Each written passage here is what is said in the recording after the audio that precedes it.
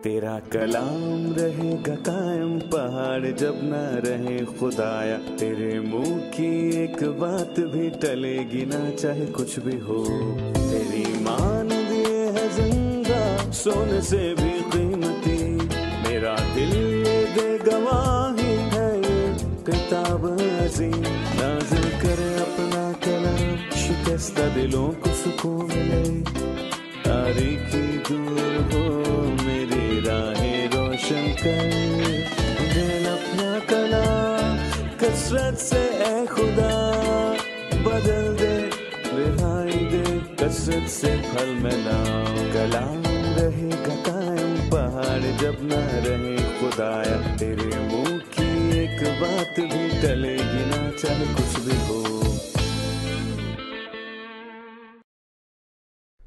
अजीज नाजरीन, मैं अयाद ज़रीफ आप तमाम देखने वालों को हमारे रोज़ के बाइबली मुतालियाती प्रोग्राम की नई किस्त में खुशामदीद कहता हूँ।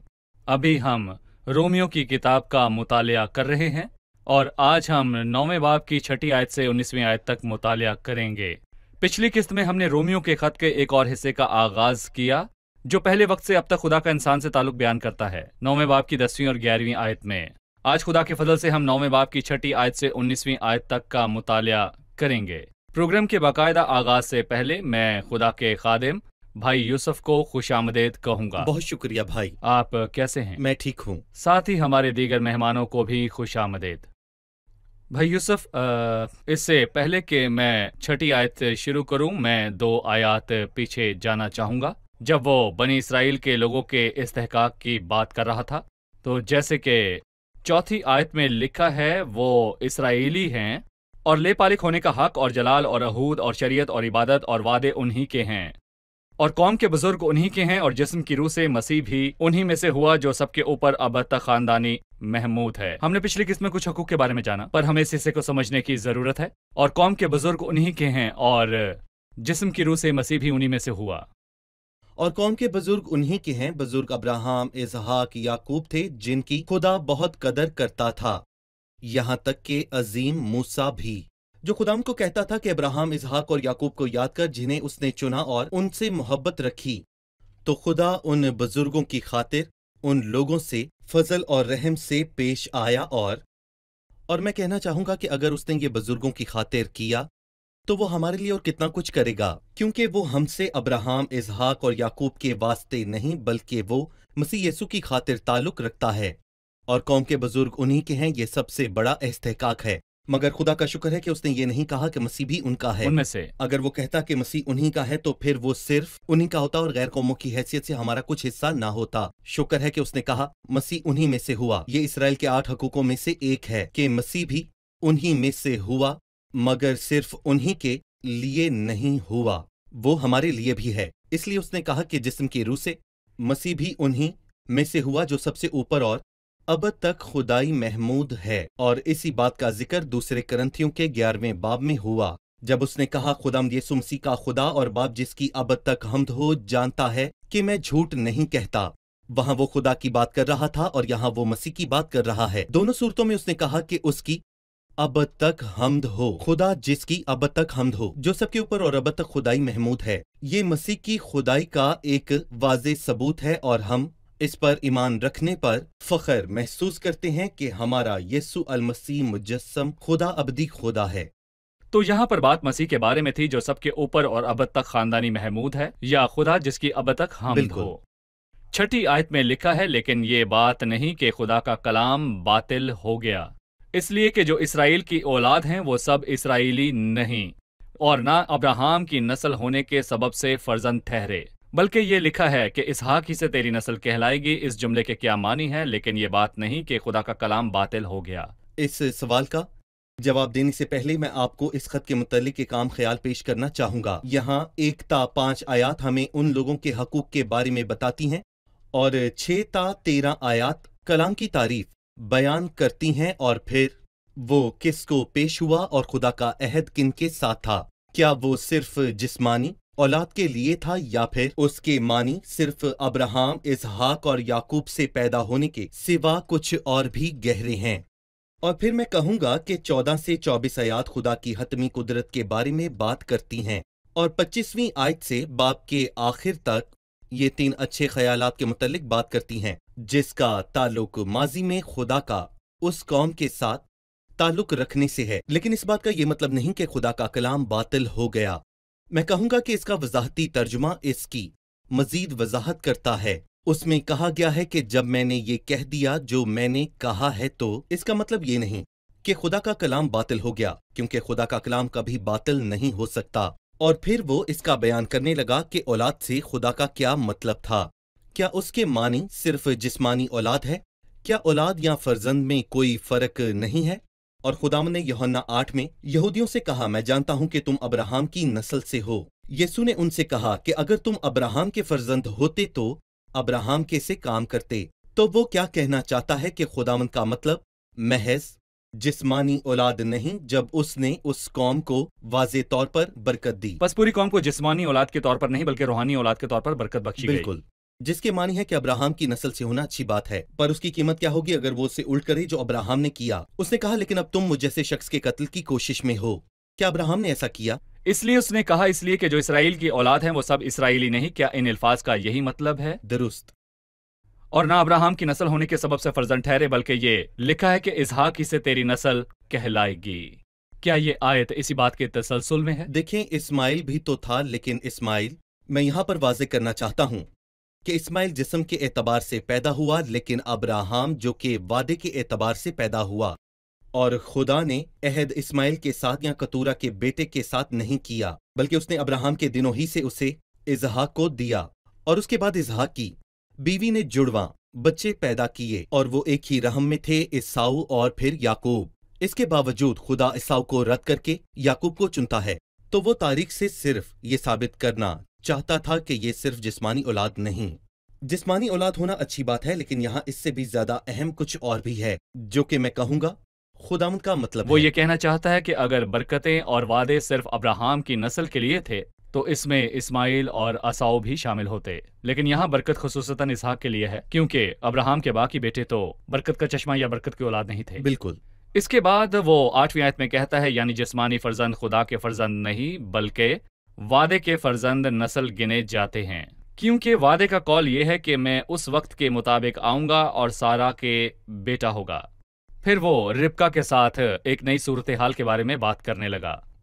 और सिर्फ यही नहीं बल्कि रिबका भी एक शख्स यानी हमारे बाप इसहाक से हामला थी, और अभी तक ना तो लड़के पैदा हुए थे और ना उन्होंने नेकी या बदी की थी, कि उससे कहा गया कि बड़ा छोटे की खिदमत करेगा, ताकि खुदा का इरादा जो बरगुजीदगी पर मौकूफ है अमाल पर मबनी ना ठहरे बल्कि बुलाने वाले पर। हम जानते हैं कि जब वो अब्राहम के बारे में बात करता है तो वो इसहाक और इस्माइल की बात करता है, लेकिन बरकत इसहाक के लिए थी क्योंकि वो वादे का फर्जंद था और वादा उसके लिए था कि कतूरा के भी बेटे थे। जी बिल्कुल सही कहा।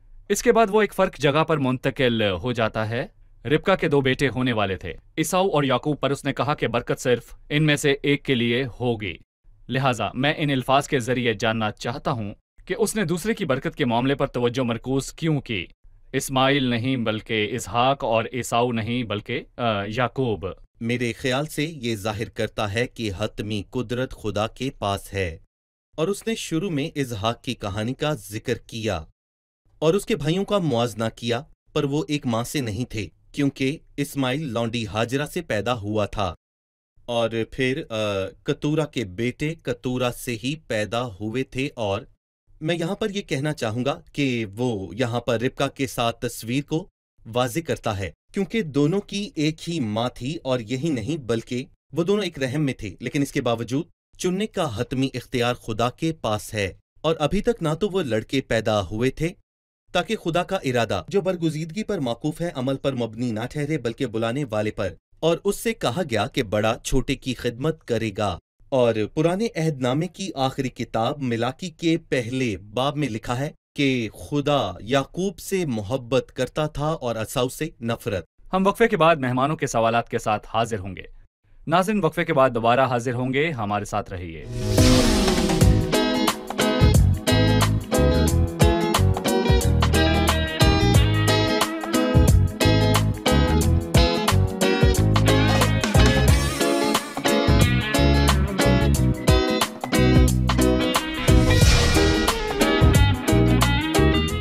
خوش آمدید. آئیے بڑھتے ہیں مہمانوں کی جانب اور جانتے ہیں ان کا سوال.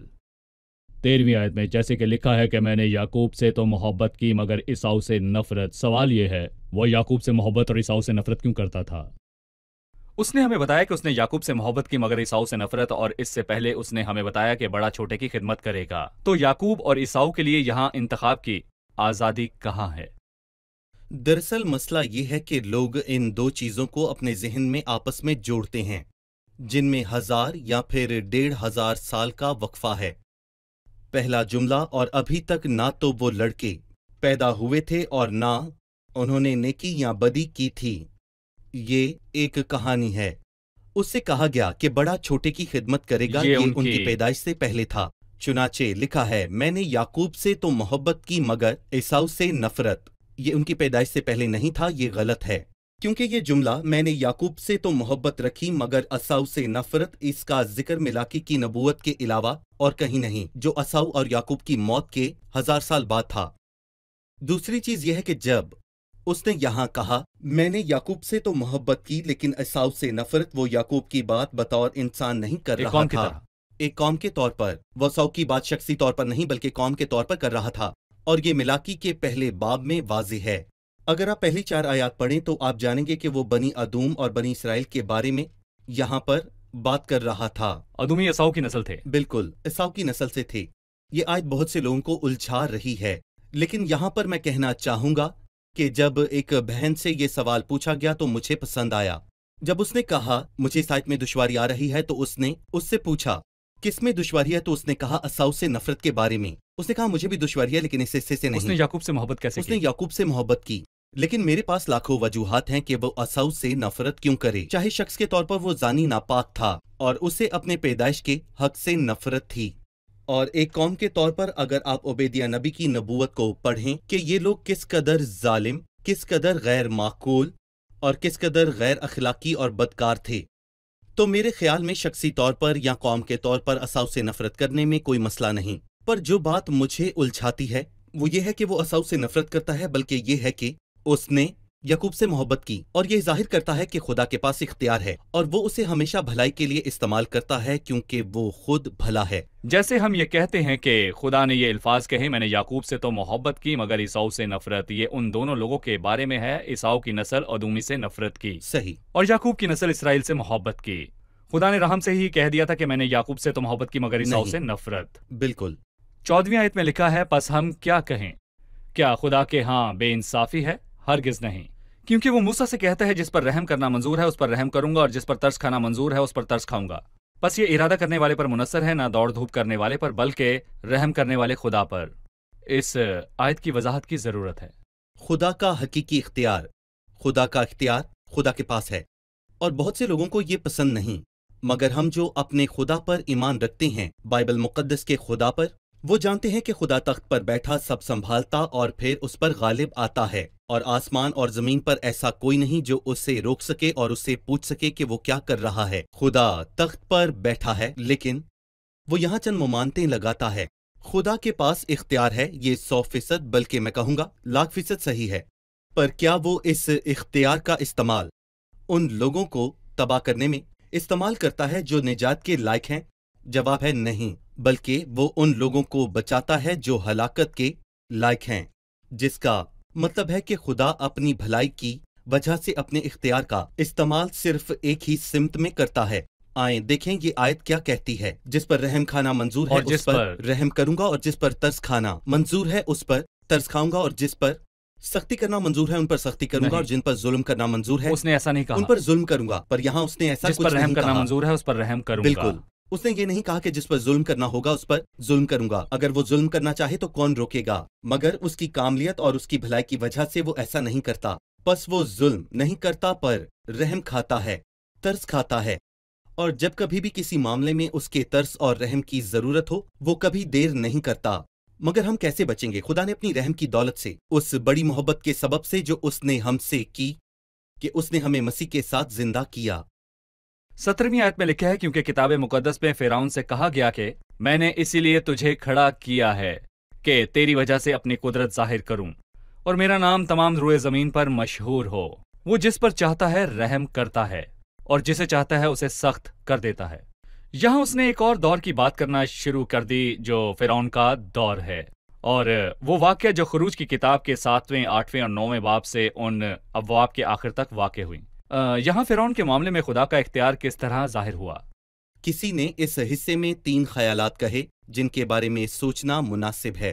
اس نے کہا خدا بدکاروں کے ساتھ صبر سے پیش آتا ہے، پہلا خیال، اور دوسرا خیال، جب خدا بدکاروں کے ساتھ صبر سے پیش آتا ہے تو وہ اس کا فائدہ نہیں اٹھاتے، اور اس کے برعکس ان کی سختی بڑھ جاتی ہے جیسا فرعون کے ساتھ ہوا۔ تیسرا خیال کہ جب وہ ان کے ساتھ صبر سے پیش آئے اور وہ فائدہ نہ اٹھائیں تو خدا ان کو ایک مثال بنا دیتا ہے، اور فرعون کے ساتھ بھی ایسا ہی ہوا۔ خدا فرعون کے ساتھ صبر سے پیش آیا۔ یہ بھی سچ ہے جب ہم پڑھتے ہیں کہ خدا نے فرعون کا دل سخت کر دیا، پر یہ پڑھنے سے پہلے ہم یہ بھی پڑھتے ہیں کہ خدا نے موقع دیا اور فرعون نے اپنا دل سخت کر لیا۔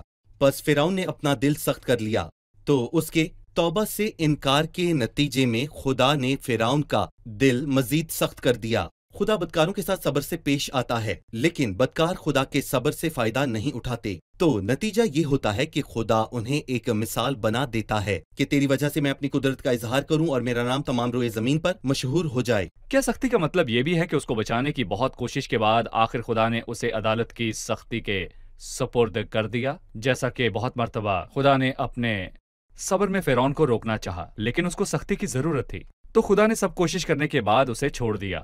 میرا خیال ہے کہ عدالتی سختی جس کے بارے میں آپ نے بات کی، یہ وہ اصول ہے جو کہ ماضی، حال اور مستقبل میں قائم ہوا۔ ماضی میں ہم نے رومیو کے پہلے باب میں یہ 3 مرتبہ پڑھا ہے کہ خدا نے ان کو ناپسندیدہ عقلوں کے حوالے کر دیا۔ کب؟ جب انہوں نے خدا کو پہچاننا ناپسند کیا، جب انہوں نے خدا کو جان تو لیا مگر اس کی خدائی کے لائق اس کی تمجید اور شکر گزاری نہ کی۔ حال میں خدا نے زمینی لوگوں کو اسرائیل کے حوالے کر دیا، جیسے زبور 81 میں لکھا ہے کہ میں نے ان کو ان کے دل کی بلاہٹ پر چھوڑ دیا تاکہ وہ اپنے ہی مشوروں پر چلیں، اور مستقبل میں یہ الفاظ مسیحت سے بھرے ہوں گے، اس واسطے کہ انہوں نے حق کی محبت کو اختیار نہ کیا جس کی وجہ سے ان کی نجات ہوئی۔ اسی سبب سے خدا ان کے پاس گمراہ کرنے والی تاثیریں بھیجے گا۔ اور پھر میں کہوں گا کہ دوسرے تھسلنیکیوں کے دوسرے باب میں واضح طور پر لکھا ہے کہ یہ عدالتی سختی ماضی، حال اور مستقبل میں ہوئی۔ ماضی میں غیر قوموں کے ساتھ، حال میں اسرائیل کے ساتھ، اور مستقبل میں نام کے مسیحوں کے ساتھ۔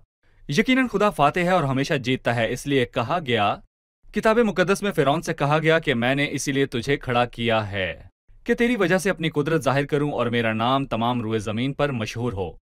میں چاہتا ہوں کہ آپ اس پر اپنی رائے دیں کہ بد کرداروں کے دل کو سخت کرنے کے بیچ میں خدا کو کیسے جلال حاصل ہوتا ہے۔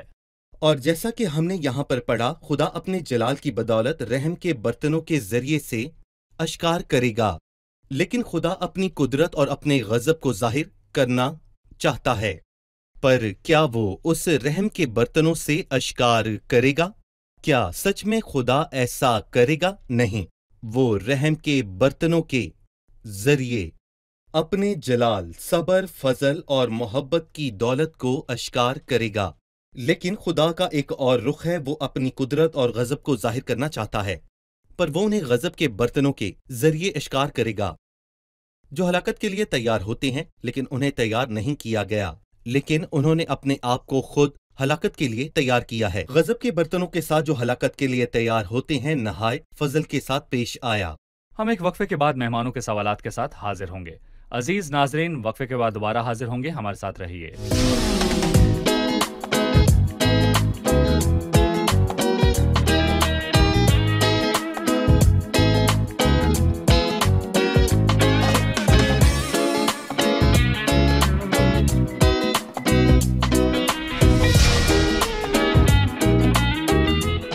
خوش آمدید، آئیے بڑھتے ہیں مہمانوں کی جانب اور جانتے ہیں ان کا سوال۔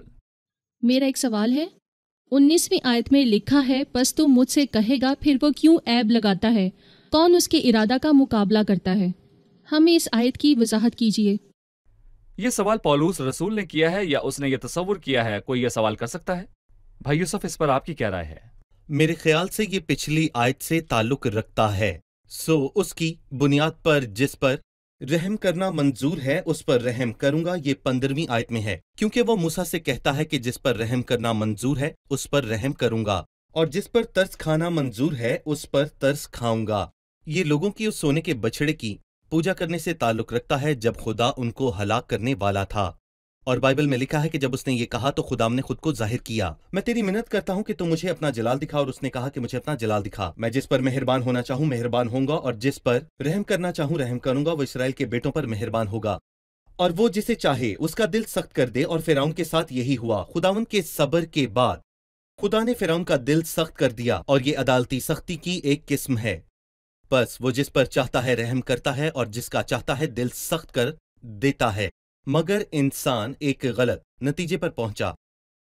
उसने 19वीं आयत में कहा, बस तू मुझसे कहेगा तू जो एतराज करता है, फिर वो क्यों ऐब लगाता है? कौन उसके इरादे का मुकाबला करता है? और अगर खुदावंद बचाना चाहता है तो वो बचाएगा, अगर हलाक करना चाहता है तो वो जो हलाक चाहे करेगा। वही करेगा। वो जो चाहे वही फिर करेगा। वो क्यों ऐब लगाता हम है? उसके इरादे का मुकाबला नहीं कर सकते, और कौन है जो उसके इरादे का मुकाबला कर सकता है? और वो हमारी अदालत आखिर क्यों करेगा? उसने उससे 2 जवाब दिए, और हतमी जवाब कुछ देर बाद देगा। लेकिन इससे पहले उसने उससे कहा कि मत भूले कि वो कौन है। ए इंसान, भला तू कौन है जो खुदा के सामने जवाब देता है? और बाद में वो बताएगा कि खुदा किसी को रद्द नहीं करता, जिसका साफ सीधा और वाज़ेह मतलब है कि खुदा हर इंसान को कबूल करने के लिए तैयार है। मगर क्या इंसान खुदा का तोहफा कबूल करने के लिए तैयार है? अगर खुदा सबसे वैसे ही पेश आता जिसके वो लायक थे, अगर वो उन्हें जहन्नुम में फेंक देता तो लोग कहते कि खुदा का प्यार कहाँ है? लेकिन जब खुदा ने सबको बुलाया, सबको प्यार किया, तो उसने इसकी परवाह ना की। पर जब खुदा ने अपने इख्तियार को इस्तेमाल करके चंद लोगों को आने के लिए बनाया, तो उन्होंने कहा कि खुदा का इंसाफ कहाँ है? क्योंकि इंसान हर वक्त इतराज करता है। भाई, कलाम को सीखने का बहुत मजा आ रहा है, लेकिन बाकी की तफसीलात हम अगले प्रोग्राम में जानेंगे। अभी जानते हैं कि मेहमानों ने आज क्या सीखा। मैं इस बात के मानी जानना चाहता हूं, इसलिए कि जो इसराइल की औलाद हैं वो सब इसराइली नहीं। हमने सीखा है कि जिस्म के एतबार से अब्राहम का बेटा होने का ये मतलब नहीं कि उसे बरकत मिलेगी, बल्कि उसे अब्राहम के ईमान पर और उसी के रास्ते पर चलना होगा। और अब्राहम की ज़िंदगी में यही हुआ, क्योंकि उसके पास इसहाक और इस्माइल थे, और लेकिन बरकत सिर्फ इसहाक के लिए थी, क्योंकि वही था जो खुदा के रास्ते पर चल रहा था। 17वीं आयत में फिरौन के मुतालिक कुछ अल्फाज हैं। किताब मुकद्दस में फिरौन से क्या कहा गया है कि मैंने इसीलिए तुझे खड़ा किया है कि तेरी वजह से अपनी कुदरत जाहिर करूं और मेरा नाम तमाम रूए ज़मीन पर मशहूर हो। बस वो जिस पर चाहता है रहम करता है, और जिसे चाहता है उसे सख्त कर देता है। इन अल्फाज के क्या मानी है? हमने सीखा कि फिरौन के साथ खुदा बहुत तहम्मुल से पेश आया, लेकिन फिरौन ने इस मौके को इस्तेमाल नहीं किया। इसके बरक्स उसने अपना दिल सख्त कर लिया। कलाम में लिखा है कि खुदा का फिरौन का दिल सख्त करने से पहले फिरौन ने बहुत बार अपना दिल सख्त किया, लेकिन बाद में खुदा ने फिरौन के दिल की सख्ती को अपनी कुदरत और अपने गजब को जाहिर करने और बदी की अदालत के लिए इस्तेमाल किया। सही, बहुत शुक्रिया। खुदा आपको बरकत दे। शुक्रिया भाई यूसुफ। खुदा के फजल से हम इस मुश्किल हिस्से की गुफ्तगू को अगले प्रोग्राम में जारी रखेंगे। अजीज नाजरीन, इस हिस्से का मरकजी ख्याल ये है कि अब्राहम की औलाद होना वो चीज नहीं जिसकी वजह से खुदावंद अपने लोगों से खुश हो, बल्कि इसी ईमान पर ईमान रखना जिसकी पैरवी अब्राहम करता था, क्योंकि सब उसके बच्चे नहीं थे पर वो उससे पैदा हुए थे। और जो इसराइल की औलाद हैं वो सब इसराइली नहीं, लेकिन वो ये कहना चाहता था कि बहुत से लोग इस बरकत से महसूब हैं, लेकिन वो इससे महजूज नहीं होते। मैं इसे हालिया दौर पर लागू करूंगा। बहुत से लोग कहते हैं कि वो मसीही हैं, लेकिन वो मसीही नहीं हैं। बहुत से लोग जो गिरजा घर जाते हैं और रस्में करते, इबादत में शरीक होते हैं, और वो कहते हैं कि वो मसीह यसु के हैं, पर हर कोई जो गिरजा घर जाता है वो मसीही नहीं कहलाता। हर मसीही मसीही नहीं, लेकिन हकीकी मसीहत भी है जब मसीह जिंदगी पर हुकूमत करता है और आप पछतावे के साथ तौबा करके अपने गुनाहों का इकरार करते हैं और मसीह यसु को अपना शख्सी निजात दहिंदा कबूल करते हैं। लिहाजा आप अपने साथ कुछ वक्त गुजारें ताकि जान सकें कि आप हकीकी मसीही हैं या नाम के मसीही हैं। आप असल हैं या नकल, आप ज़ाहिरी पैरोकार हैं या उसके शागिर्द हैं। सोचें कि आप कहाँ हैं। अगले प्रोग्राम में फिर मुलाकात होगी। खुदा आपको बरकत दे। قد وقفت في أبواب وقت عابر ونظرت لألوف المؤمنين ذاهبين في ابتهاج وسرور ليكونوا مع جيوش الغالبين في تعبد طويل وحبور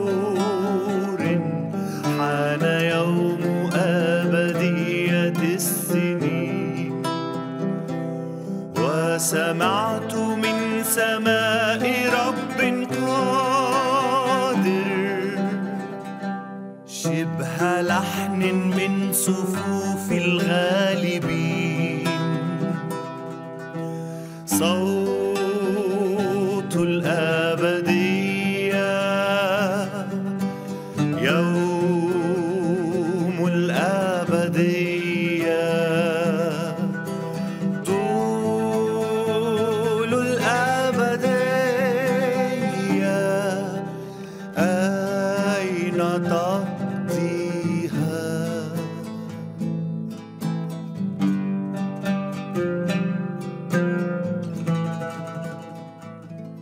في سكون وهدوء قد سمعت وقع أصوات لأقدام السنين، وافتكرت في مصير الآثمين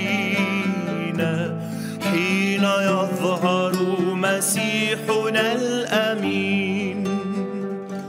عند ذلك ارتجفت وسألت كم تساوي لحظة من الزمان، فهدوء الأبدية تلاشى بأنيني وبكاء الهالكين، صوت الأبدية، يوم الأبدية، طول الأبدية، أين تقضيها؟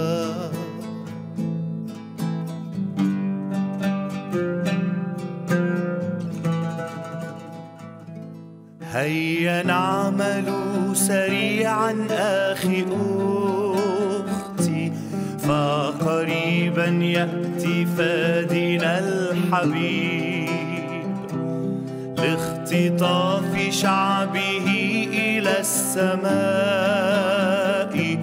ولحرق التبن في نار اللهيب. فدعونا بثبات ونشاط ننذر الشرير من يوم عصيب، فالقلائل سيخلص ويأتوا، وهلاك لألوف عن قريب، صوت الأبدية، يوم الأبدية، طول الأبدية، أين تقضيها؟